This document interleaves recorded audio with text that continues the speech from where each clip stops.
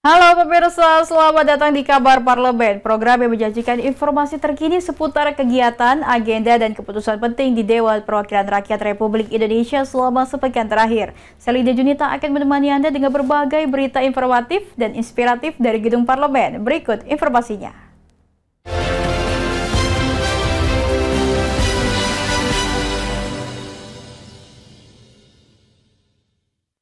Kita ke informasi utama, pemirsa. Dewan Perwakilan Rakyat Republik Indonesia menerima kunjungan kehormatan Presiden Peru Dina Ercilia Segara di Kompleks Parlemen Senayan, Jakarta Pusat pada Senin siang. Ketua DPR RI Puan Maharani mengatakan kunjungan ini dilakukan dalam rangka memperingati 50 tahun hubungan diplomatik antara Indonesia dan Peru. Ketua DPR RI Puan Maharani mengatakan kunjungan Presiden Peru Dina Boluarte ke Indonesia juga merupakan kunjungan balasan yang dilakukan Presiden Republik Indonesia pada tahun 2024 lalu. Dalam pertemuannya, Puan mengatakan DPR akan selalu mendukung Presiden Prabowo Subianto untuk mengembangkan dan memperluas kerjasama internasional dengan Peru. Kerjasama ini diharapkan dapat meningkatkan kepentingan rakyat Indonesia dan Peru. Dalam pertemuan bilateral, Ketua DPR dan Presiden Peru membahas berbagai kerjasama termasuk perdagangan, pendidikan, pariwisata hingga pertanian. Keduanya juga telah menandatangani kerjasama IPCPA atau kerjasama perdagangan antara Indonesia dan Peru. Kunjungan kenegaraan beliau adalah dalam rangka memperingati 50 tahun hubungan diplomatik antara Indonesia dan Peru. Selain itu, juga merupakan kunjungan balasan Presiden Republik Indonesia ke Peru tahun 2024 yang lalu. Tentu saja kami DPR RI akan selalu mendukung upaya dari Presiden Republik Indonesia untuk mengembangkan dan memperluas kerjasama internasional termaksud dengan Peru dalam semua kerjasama internasional yang ditujukan untuk kepentingan rakyat, yang mana pada saat ini dunia menghadapi berbagai ketidakpastian, maka peningkatan kerjasama Indonesia dengan berbagai negara termasuk Peru akan menjadi sangat relevan dan signifikan. Dari Jakarta, Natasha Alkoade Chandra, Berita Nasional TV. Komisi 1 DPR mendukung penuh langkah Presiden Prabowo yang menyiapkan Pulau Galang sebagai tempat pengobatan 2.000 warga Gaza yang menjadi korban perang. Wakil Ketua Komisi 1 DPR, Dev Laksono, menyebut tindakan Presiden Prabowo Subianto merupakan tindakan yang mulia. Dalam memberikan bantuan, negara Indonesia terlibat aktif untuk memberikan fasilitas sekaligus menyerukan gencatan senjata yang terjadi di wilayah Timur Tengah, Palestina, dan Israel. Salah satu bantuan tersebut, Presiden Prabowo Subianto akan menyiapkan satu pulau, yakni Pulau Galang yang berada di Kepulauan Riau untuk menampung sementara dalam memberikan bantuan medis kepada 2.000 warga Gaza yang menjadi korban perang. Hal ini banyak mendapat apresiasi yang dinilai bahwa tindakan Presiden Prabowo merupakan sebagai bentuk tindakan yang mulia. Wakil Ketua Komisi 1 Dev Laksono mengatakan bahwa pihaknya akan mendukung penuh kebijakan yang diambil oleh Presiden Prabowo. Dirinya memastikan Indonesia akan menyediakan pelayanan medis terbaik untuk korban warga Gaza. Emosional, ini adalah suatu upaya yang baik, upaya yang mulia. Dan ini wajib kita dukung dan kita pastikan bahwa kita bisa menyediakan pelayanan medis yang terbaik buat mereka agar mereka bisa kembali sembuh dan mereka kembali ke kampungnya dan membangun kampungnya. Gaza ini adalah satu permasalahan yang membutuhkan kerjasama secara masif oleh seluruh pihak dunia. Dari Jakarta, Natasha Alkoade Chandra, Berita Nasional TV. Berbagai macam kota besar di seluruh dunia. Tapi Informasi selanjutnya, Ketua Komisi 1 DPR Dev Laksono merespon perihal pemerintah Malaysia yang ingin menempuh jalur damai melalui komunikasi dengan pemerintah Indonesia terkait Laut Ambalat. Namun, Dev menyebut pemerintah Indonesia perlu waspada dan terus mengawasi Laut Ambalat, khususnya Blok Barat yang berada di Sulawesi. Pemerintah Indonesia dan pemerintah Malaysia telah resmi untuk mengelola Laut Ambalat yang berada di Sulawesi setelah menjadi perebutan sejak lama. Namun pemerintah Malaysia enggan bahwa laut tersebut disebut sebagai Laut Ambalat. Oleh karena itu, pemerintah Indonesia dan Malaysia bersepakat akan mencari solusi terbaik untuk menyelesaikan perihal Laut Ambalat. Merespons hal ini, Wakil Ketua Komisi 1 DPR, Dev Laksono, meminta pemerintah Indonesia melalui Kementerian Luar Negeri dan kementerian terkait untuk meningkatkan pengawasan dan diplomasi aktif demi memperkuat posisi hukum Indonesia. Dirinya juga menghargai komitmen dari pemerintah Malaysia untuk menyelesaikan persoalan itu secara damai. Dev juga berharap kepada pemerintah Indonesia agar dapat tetap waspada dan meningkatkan patroli di lapangan untuk memperjelas bahwa wilayah tersebut berada di bawah kontrol Indonesia. Dan yang dimana tegas membahas dan juga mengatur tentang batas-batas wilayah kita. Dan kita tetap juga menghargai komitmen dari pemerintah Malaysia untuk menyelesaikan isu ini secara damai. Namun kita jangan sampai lengah, kita harus tetap waspada, kita harus memperkuat posisi dan narasi hukum kita, melakukan diplomasi yang aktif di berbagai macam forum, dan pengawasan di lapangan, dan patroli tetap harus ditingkatkan. Dari Jakarta, Natasha Alko Ade Chandra, Berita Nasional TV. Pemirsa, fraksi Partai Golkar MPR RI menggelar Sarasehan Nasional dengan tema merumuskan kembali anggaran pendidikan guna mewujudkan amanat konstitusi menuju Indonesia Emas 2045 di Kompleks Parlemen Senayan, Jakarta Pusat pada Jumat siang. Sarasehan diikuti dari unsur pelajar, mahasiswa, tenaga pendidikan dari tingkat SLTA hingga perguruan tinggi. Ketua Fraksi Partai Golkar MPR RI, Melkias Markus Mekeng, mengatakan Sarasehan Nasional yang digelar oleh Fraksi Partai Golkar MPR RI guna membahas pentingnya pendidikan di Indonesia. Mekeng menekankan bahwa pendidikan adalah hak dasar bagi anak-anak Indonesia. Dirinya meminta pemerintah Indonesia memprioritaskan anggaran pendidikan, mulai dari pendidikan dasar, pendidikan menengah, hingga pendidikan tinggi. Sebab menurutnya hingga kini masih banyak fasilitas sekolah yang tidak layak dan guru-guru pun tidak dibayar dengan layak.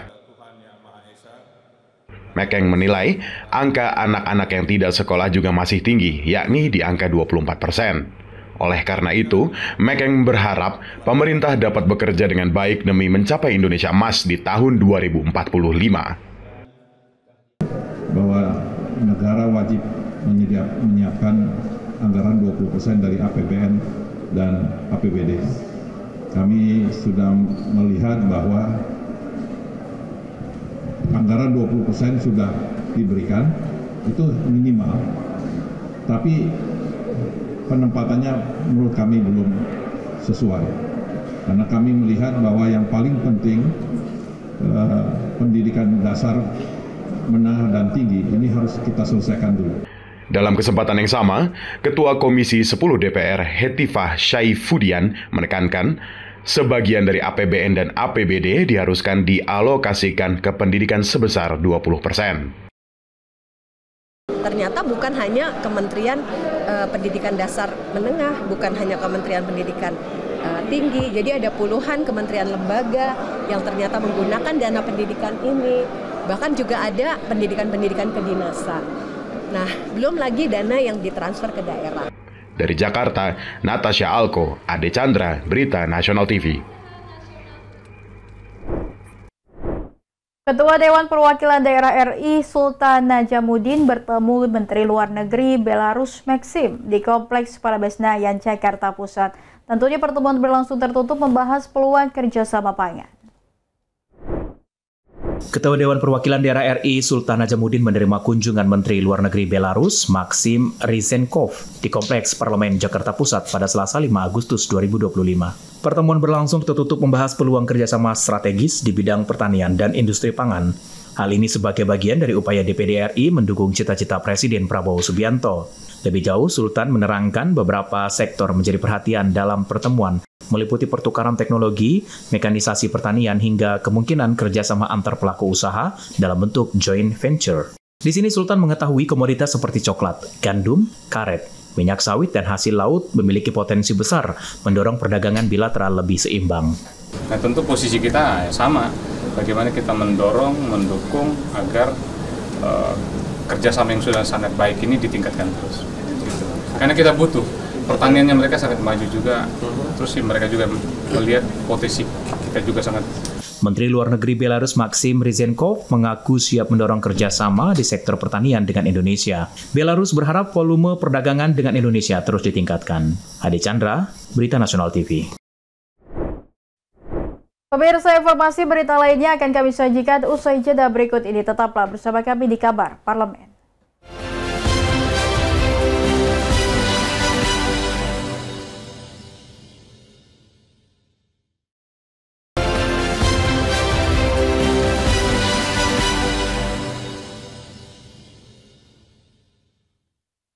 Anda kembali bersama kami pemirsa. Ketua MPR RI Ahmad Muzani buka suara soal kabar akan diangkat menjadi Menteri Dalam Negeri usai tidak lagi menjabat sebagai Sekretaris Jenderal Partai Gerindra.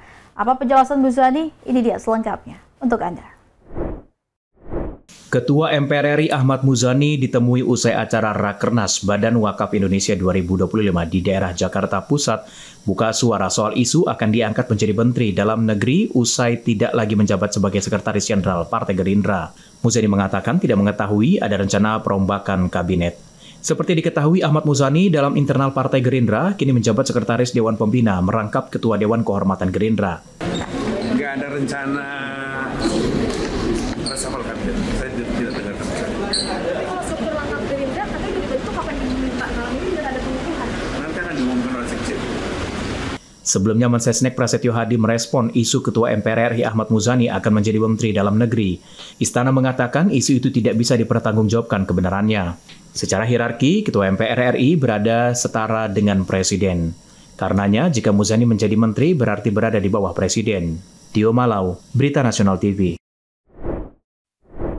Ketua DPP Partai PDI Perjuangan Puan Maharani buka suara terkait jabatan Sekretaris Jenderal di partainya yang saat ini masih dirangkap oleh Ketua Umum Partai PDI Perjuangan Megawati Soekarnoputri.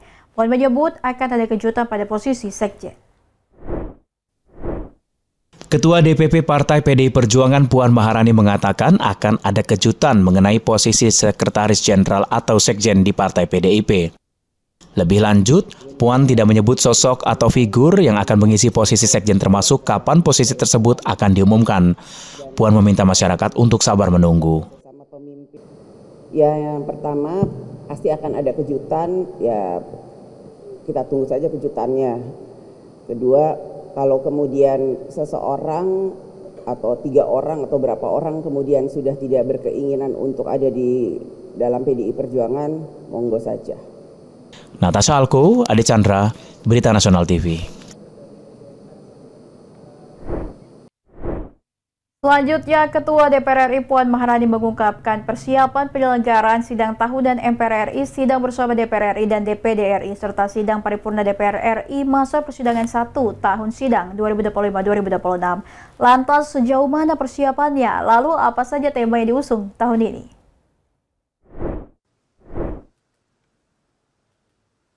Penyelenggaraan sidang tahunan MPR RI bersama DPR RI dan DPD RI serta sidang paripurna DPR RI masa persidangan 1 tahun sidang 2025-2026 sudah di depan mata. Acara kenegaraan tersebut digelar pada Jumat 15 Agustus 2025 di Kompleks Parlemen Senayan, Jakarta Pusat. Ketua DPR RI Puan Maharani menjelaskan sidang bersama tahun ini mengusung tema yang selaras dengan istana, yakni perayaan 80 tahun Indonesia Merdeka. Rencananya ada ribuan tamu undangan dari dalam negeri dan luar negeri, termasuk belasan ketua parlemen dunia serta pejabat tinggi negara dijadwalkan akan hadir. Presiden Indonesia Prabowo Subianto dijadwalkan menyampaikan pidato kenegaraan sebanyak 2 kali, termasuk keterangan pemerintah mengenai rancangan Undang-Undang APBN 2026 beserta nota keuangan. Dan akan dilaksanakan seperti tahun-tahun sebelumnya, dan temanya ya kita kan mengikuti tema 80 tahun perayaan seperti yang ada di istana, dan nantinya Presiden akan pidato seperti yang lalu 2 kali, jadi kita ikutin mekanisme seperti tahun-tahun sebelumnya. Dari Jakarta, Natasha Alko, Ade Chandra, Berita Nasional TV. MPR RI, Ikatan Alumni Fakultas Hukum Universitas Indonesia, dan PLN Mobile Justisia Half Marathon akan menggelar kompetisi lari nasional pada Minggu 31 Agustus 2025. Justisia Half Marathon 2025 namanya. Kompetisi ini diharapkan bisa meningkatkan minat olahraga. Majelis Permusyawaratan Rakyat Republik Indonesia berkolaborasi dengan Ikatan Alumni Fakultas Hukum Universitas Indonesia serta PLN Mobile Justisia Half Marathon 2025 resmi meluncurkan kompetisi lari nasional guna memadukan semangat olahraga, kebangsaan, dan kolaborasi lintas institusi. Dan silakan alihkan perhatian Anda di layar yang ada di belakang. Ladies and gentlemen, inilah dia MPR RI, FHUI, PLN Mobile Justisia Half Marathon 2025.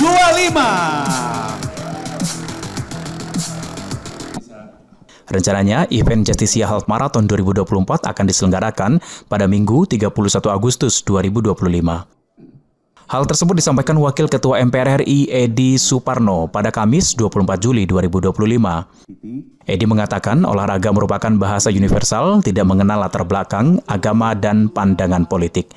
Lebih jauh, Edi berharap kegiatan Justisia Marathon ini bisa berjalan dengan meriah dan bisa dihadiri lebih dari 6.000 peserta maraton. Kami berharap bahwa Justisia Marathon ini bisa menjadi sebuah perhelatan tahunan yang diselenggarakan oleh MPR bersama-sama dengan lembaga-lembaga lainnya seperti Iluni FHUI dan bisa mempertemukan semua kelompok masyarakat di bawah banner olahraga, dalam hal ini adalah Half Marathon. Mudah-mudahan ini adalah sebuah kegiatan yang akan membawa animo masyarakat yang saat ini sedang tinggi-tingginya untuk melakukan kegiatan maraton untuk dipersatukan di sini di bawah rumah kolaborasi yaitu MPR RI. Justisia Half Marathon 2025 terbagi dalam 3 kategori lomba, yakni 5.000 meter, 10.000 meter, dan 21.000 meter, melintasi rute jalan-jalan utama Jakarta.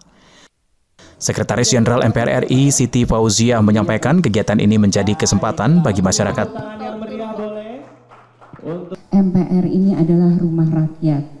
Kami berharap dengan membuka akses untuk para pelari maraton ini bisa untuk seluruh masyarakat bisa masuk ke gedung MPR tanpa demo, Pak.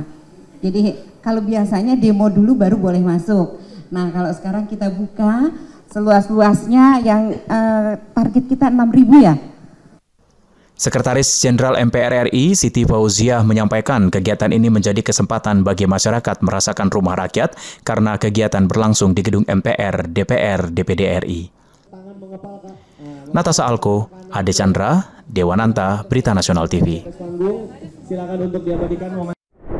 Justisia Half Marathon atau lomba lari tingkat nasional resmi diluncurkan. Pemirsa, diharapkan ada 6.000 peserta mengikuti lomba maraton. Kegiatan ini menurut CEO of 20 Feet Group, Novi Estianto, menjadi agenda rutin tahunan MPR RI dan Fakultas Hukum Universitas Indonesia.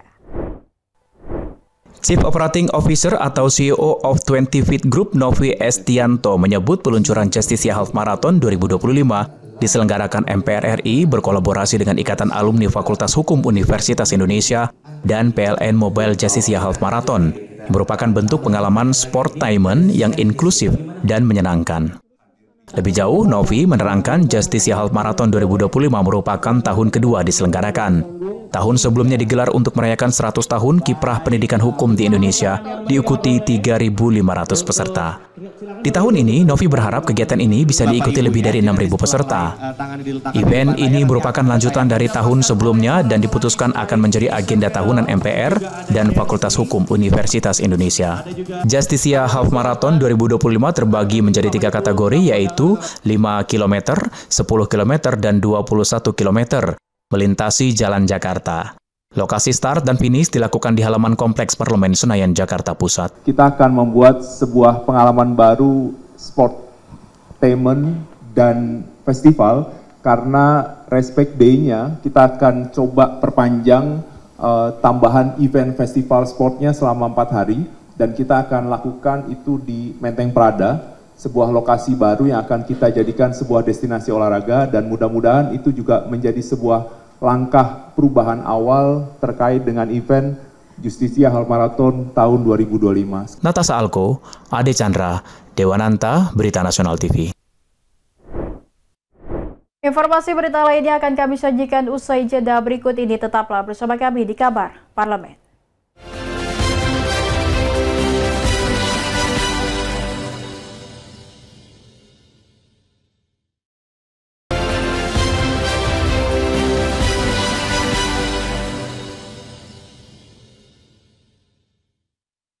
Ketua Asosiasi Pengemudi Logistik Suroso meminta kepada seluruh pengemudi truk untuk memasang bendera merah putih di armada rumah masing-masing. Suroso menegaskan untuk tidak memasang bendera lain selain bendera merah putih. Menjelang HUT ke-80 Republik Indonesia, banyak tersebar pengibaran salah satu bendera One Piece di halaman rumah hingga mobil truk. Dalam hal ini, Ketua Asosiasi Pengemudi Logistik Suroso meminta kepada seluruh pengemudi truk untuk dapat mengibarkan bendera merah putih di armada dan rumah masing-masing. Dirinya menegaskan untuk tidak memasang bendera lain selain bendera merah putih. Suroso mengatakan pengemudi yang tidak mematuhi aturan akan ditindak tegas. Menurutnya, pemasangan bendera merah putih merupakan sebagai bentuk menghormati jasa pahlawan. Untuk bendera, kita sudah sepakat dan kita sudah share. Mohon bendera kita tetap yang namanya kita memperingati Hari Kemerdekaan Republik Indonesia. Kita sebagai Ketua Umum untuk menginstruksikan harus bendera merah putih. Siapapun yang tidak mengikuti aturan dari organisasi sudah resiko ditanggung sendiri, bila mana perlu pemerintah untuk menindak tegas. Di sisi lain, Wakil Ketua DPR Dasko mengaku tak masalah dengan masyarakat yang menyukai bendera One Piece. Namun Dasko mengingatkan untuk tidak memecah belah bangsa dengan pemasangan bendera One Piece. Menyenangi itu benderanya yang ada. Nah, tapi apa yang kami sampaikan kemarin adalah bendera itu digunakan oleh sebagian untuk kemudian melakukan hal-hal yang menurut kita itu bisa memecah belah bangsa kita. Tetapi secara keseluruhan bahwa kreativitas pengibaran bendera dan juga pemakaian bendera One Piece itu menurut kita nggak ada masalah. Dari Jakarta, Mahendra Dewanata, Berita Nasional TV melaporkan. Pemerintah bersama DPR menerima audiensi bersama Asosiasi Pengemudi Independen di Kompleks Parlemen Senayan, Jakarta pada Senin pagi. Dalam audiensi tersebut, pemerintah dan DPR serta Asosiasi Pengemudi Independen menyepakati untuk menuju Zero Over Dimension Overloading atau ODOL 2027 mendatang. Pemerintah dan DPR bersama Asosiasi Pengemudi Independen menyepakati untuk menuju Zero Over Dimension Overloading atau ODOL 2027. Kesepakatan tersebut diambil setelah DPR bersama pemerintah menerima audiensi dari Asosiasi Pengemudi Independen di Kompleks Parlemen Senayan, Jakarta pada Senin pagi. Wakil Ketua DPR Dasko mengatakan bahwa Presiden Prabowo Subianto sangat memperhatikan dengan cermat terkait persoalan ODOL. Oleh karena itu nantinya DPR dan pemerintah serta Asosiasi Pengemudi Independen akan membentuk tim bersama untuk merumuskan beberapa hal mengenai Zero ODOL 2027 mendatang. Teman-teman media sekalian, pada hari ini kami kedatangan dari Asosiasi Pengemudi Logistik Nusantara, yaitu pengemudi perorangan yang selama ini mengangkut logistik, yang tadi kita telah berdiskusi bersama-sama dengan DPR dan pihak pemerintah yang diwakili oleh Menteri Perhubungan, Menteri Sekretaris Negara, dan dengan Sekretaris Kabinet. Dalam kesempatan yang sama, Ketua Asosiasi Pengemudi Independen Suroso menyebut pihaknya siap untuk mengawal menuju Zero ODOL 2027 bersama pemerintah dan DPR. Menurutnya Zero ODOL 2027 harus dijalankan dan ditegakkan di tanah air. Teman-teman yang namanya menuju Yeru, overload, overloading, overdimensi. Bukan odol ya, nanti dikalian bahasa gigi. Ini karena undang-undang. Terima kasih untuk teman-teman media semuanya. Mahendra Dewananta, Adi Chandra, Berita Nasional TV.